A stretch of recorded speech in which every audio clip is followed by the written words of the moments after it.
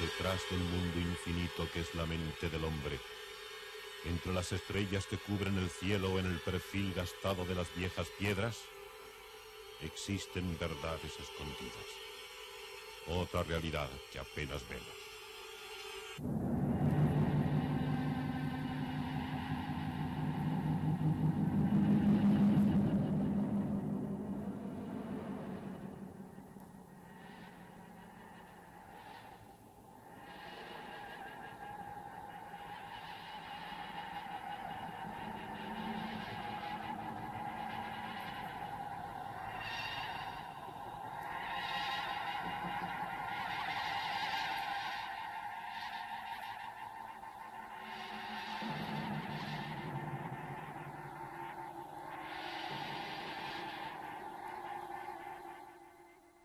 Buenas noches.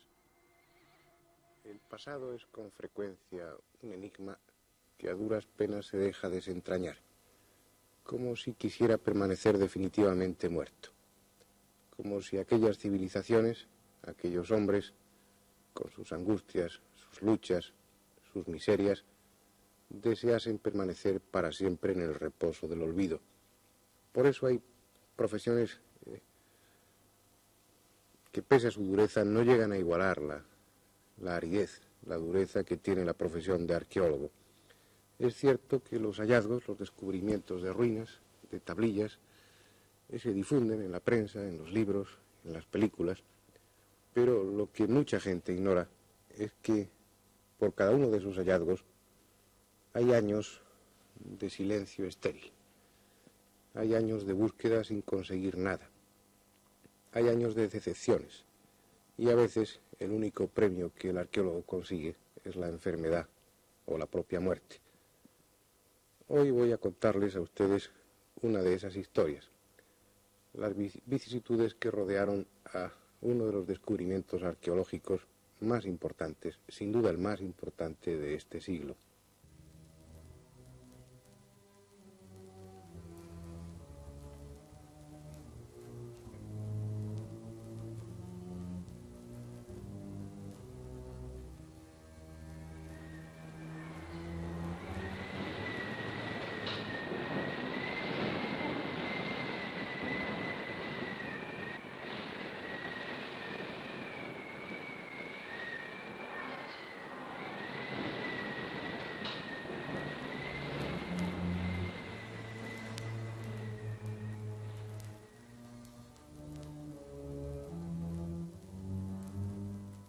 De los restos del pasado, es sin duda Egipto el lugar que mayores sugerencias románticas ofrece.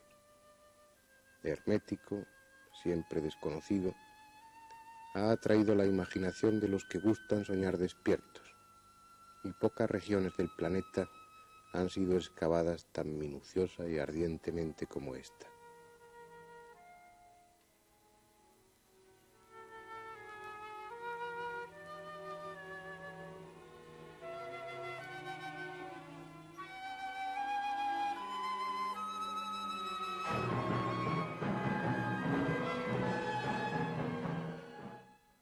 Tantas habían sido las excavaciones realizadas en Egipto que cuando en 1914 la expedición Davis obtuvo permiso para seguir excavando, nadie pensó que se pudiera encontrar algo importante, algo de interés, en el llamado Valle de los Reyes.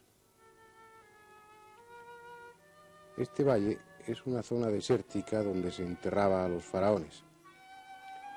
Las pirámides eran unas tumbas demasiado llamativas, y poco después de ser enterrados en ellas, los faraones, los que se dedicaban a saquear, vencían todos los trucos y engaños dispuestos por los arquitectos y llegaban a la cámara sepulcral buscando los tesoros y no dudando en destruir las egregias momias para conseguir las joyas y amuletos dispuestos entre las vendas. Por eso, Tutmosis I de la 18 dinastía, hace unos 3500 años, decidió que su tumba pasase todo lo desapercibida posible. La hizo subterránea y ocultó la entrada para que nadie turbase su sueño eterno, costumbre que fue seguida desde entonces por los siguientes faraones, siendo aquella zona, el Valle de los Reyes, donde se realizaban los enterramientos. Naturalmente que nada consiguieron. Si las tumbas no eran visibles, los cortesanos y los obreros sí eran sobornables. Y puede decirse que a los cortejos fúnebres les pisaban los talones los profanadores de tumbas.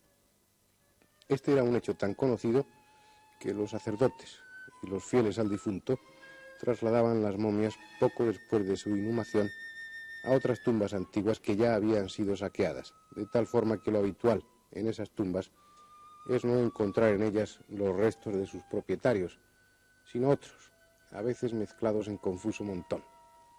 A este destino no escaparon las momias de personajes tan importantes como Ramsés II, Setos I o Tutmosis III. No es pues de extrañar que cuando la expedición Davis inició las excavaciones no fuera precisamente el optimismo lo que reinara. Aunque el permiso de excavación se obtuvo en 1914, el inicio de la Primera Guerra Mundial impidió que las excavaciones propiamente dichas comenzasen hasta 1917.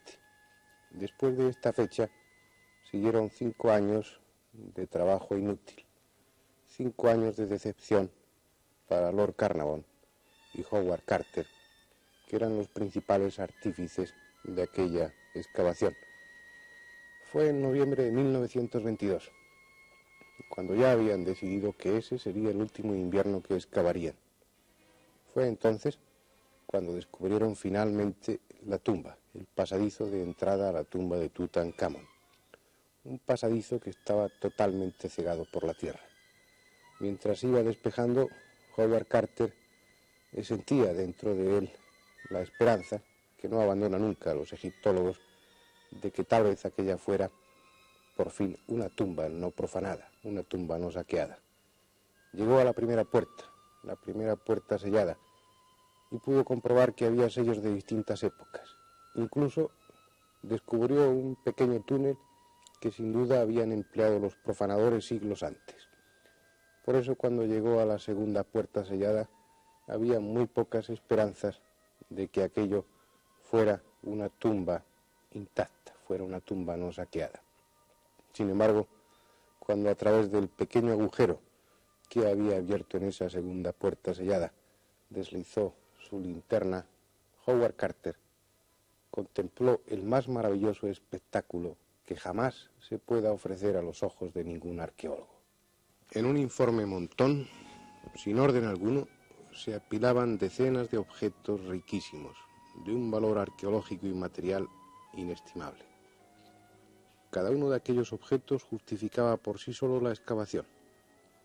Allí estaban los carros de guerra de Tutankamón, las camas que utilizó en vida, el trono en el que se sentaba y todos y cada uno de los elementos que el joven faraón había gozado en vida, muchos de ellos construidos en oro y otros materiales nobles. Había una tercera puerta sellada.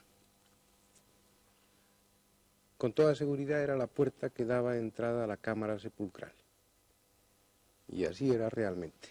Cuando Carter iluminó, aquello se encontró con una pared de oro macizo. No era una pared de oro, era una de las caras, uno de los lados de un gigantesco sarcófago. Un gigantesco sarcófago que contenía dentro de él otro sarcófago, otro y otro más. Y dentro de ese cuarto sarcófago un ataúd de cuarcita amarilla que encerraba a la momia auténtica. Evidentemente, posiblemente, por primera vez, se había encontrado la momia, los restos de un faraón cuyo descanso no había sido turbado por los saqueadores.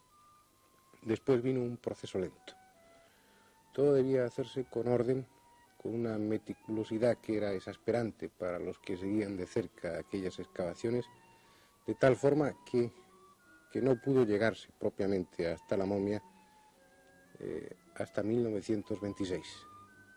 Una fecha en la que ya Lord Carnarvon, y esto en muchos sentidos es trágico, había muerto. Él que había empleado toda su energía, toda su vida casi, en llegar hasta la tumba, hasta la momia de Tutankamón, por seguir ese orden riguroso esa meticulosidad que es propia de los arqueólogos expertos, de los arqueólogos auténticos, por seguir esas reglas del juego, murió sin llegar a ver la momia de Tutankamón. Por fin, un anatomista, el doctor Derry, dio el primer corte en las vendas que envolvían a la momia de Tutankamón. Había sido un hombre joven que murió casi adolescente y no sabemos por qué fue embalsamado con cierta prisa. Era tal la abundancia de ungüentos que el cadáver estaba prácticamente carbonizado. Sin embargo, el rostro y los pies se conservaban bien, y el rostro describía la cara de un adolescente con un porte noble, con un porte de bondad, que nos habla de un faraón que posiblemente hizo pocas cosas, participó en pocas empresas. Cuando se realizó un estudio anatómico más serio, más completo, pudo comprobarse que ese adolescente, que ese joven monarca, había fallecido entre los 17 y los 19 años de edad y había muerto posiblemente de una enfermedad, al parecer no traumáticamente, pero no sabemos y probablemente nunca sepamos de qué murió realmente.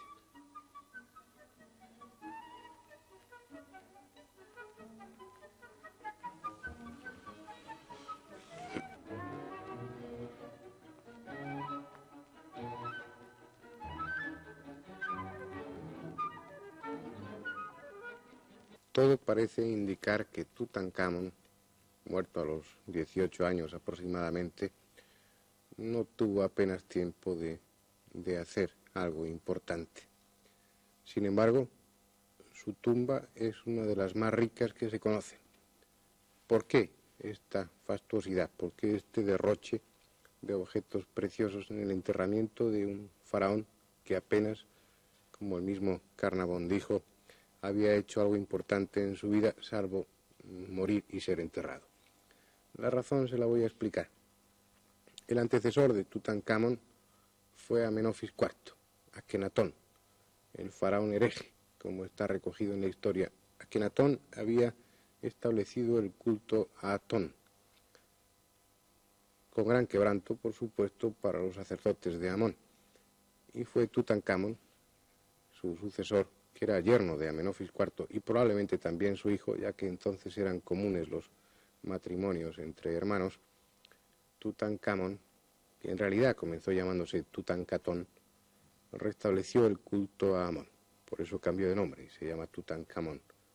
Y entonces los sacerdotes, agradecidos, cuando él murió, cubrieron su tumba literalmente de oro.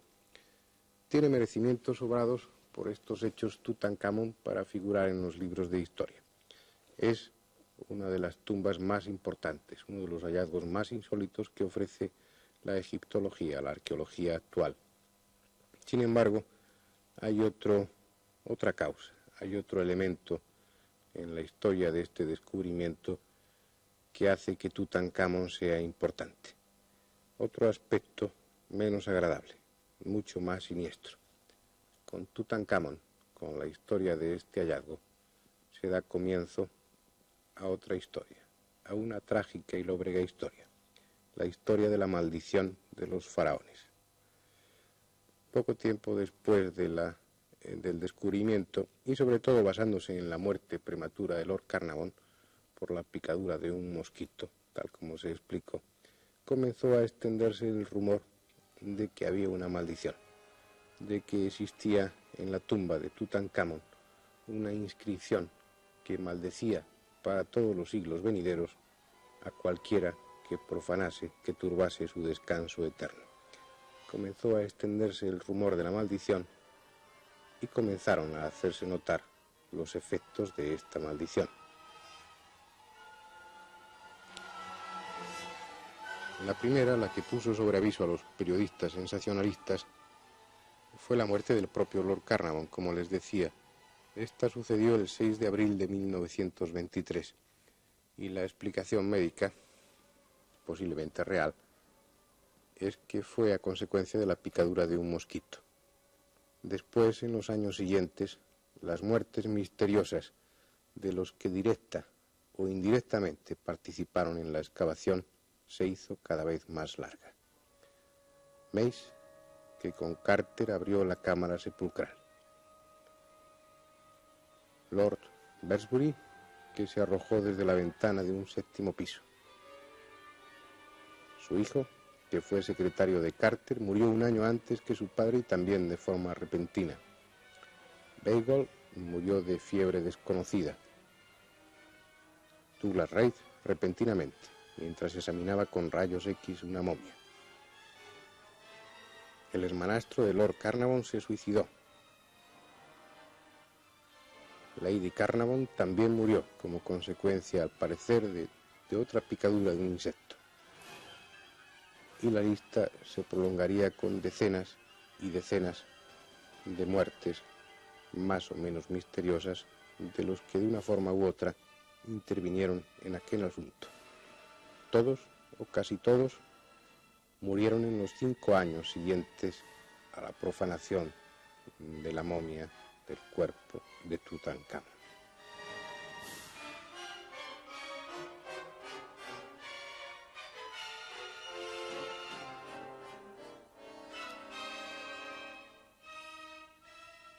Parecía que la maldición de Tutankamón extendía su siniestra mano de una forma misteriosa, pero efectiva, sobre todos aquellos que directa o indirectamente habían participado en el hallazgo y, por supuesto, en la profanación consiguiente de la tumba de Tutankamón.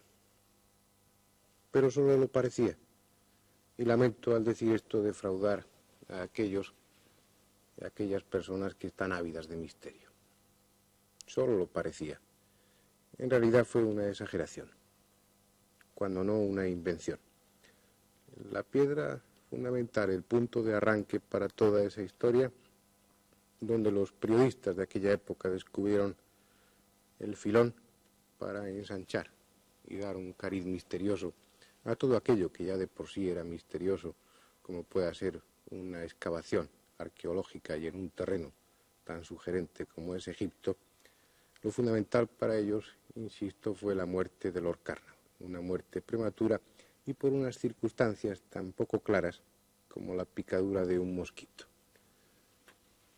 Se extendió el rumor y se fabricó una lista de nombres en la que a un ritmo bastante vertiginoso se iban añadiendo nuevas y nuevas víctimas. Pero se estaba deformando la realidad cuando no, se estaban inventando las cosas. Entre todos esos nombres había muchas personas que no habían participado, ni directa ni indirectamente, en el hallazgo arqueológico. En otros casos, en otros fallecimientos de personas sí relacionadas con el descubrimiento, se ocultaba el hecho de que llevaban meses o incluso años de larga enfermedad.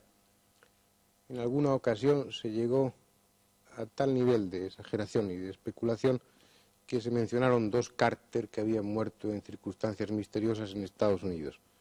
Pero resulta que esos Carter que se mencionó y que se añadieron a la lista no eran parientes en ningún sentido del conocido Howard Carter. Si tenemos en cuenta que un hecho de esta naturaleza, de tal amplitud como es la excavación y el descubrimiento, explotación, análisis,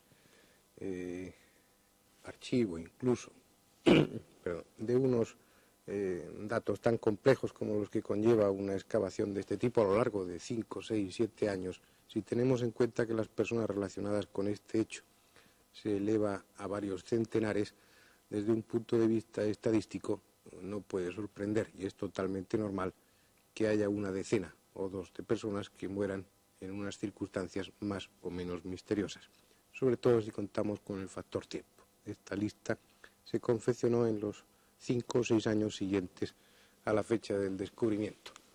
Pero hay un hecho significativo, un hecho tremendamente importante, que aquellos inventores, los que inventaron la maldición de Tutankamón, no tuvieron en cuenta o silenciaron astutamente. Si hubo un responsable en esa expedición, si hubo un responsable de la profanación de Tutankamón, ese fue Howard Carter. Howard Carter, que era el director arqueológico de la expedición. Un arqueólogo eminente, sumamente hábil, muy prestigiado, y que tenía en sí, en su propia persona, merecimientos más que suficientes para hacer recaer sobre su cabeza todas las iras, todas las maldiciones que Tutankamón o los faraones hubieran podido imaginar.